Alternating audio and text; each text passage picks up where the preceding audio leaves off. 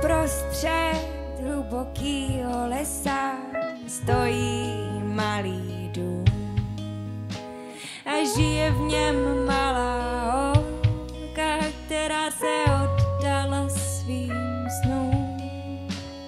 Já za ní občas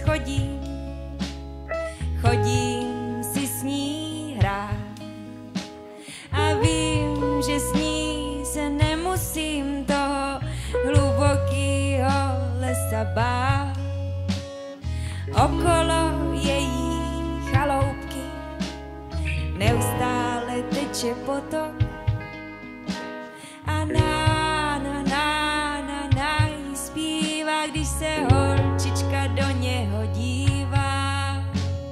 Vítr jí vypráví příběhy o lidech ve velkém městě, o špinavém vzduchu a otrávený vodě a útech a asfaltový cestě.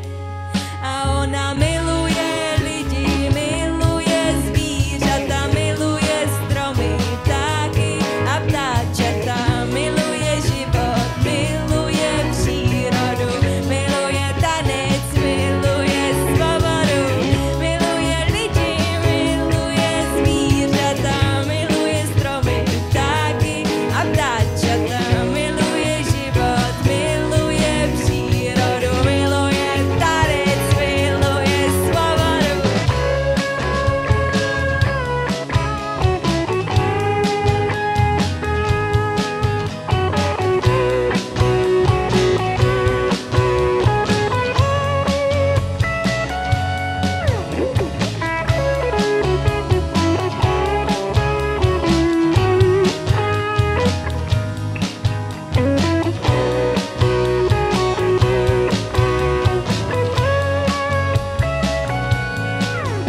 A když zpívá, čistí sebe a ona je svět. Když zpívá, čistí sebe, čistí svět. A když zpívá, čistí sebe a ona je svět. Když zpívá, čistí sebe, čistí svět. Ta holčička je i mladá žena, dívka, matka i stařena.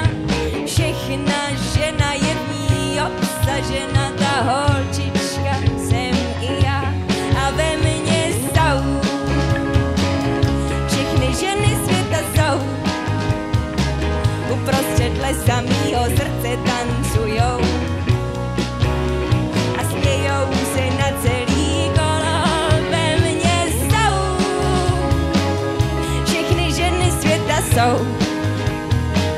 Uprostřed lesa mýho srdce tancujou a smějou se na celý kolo.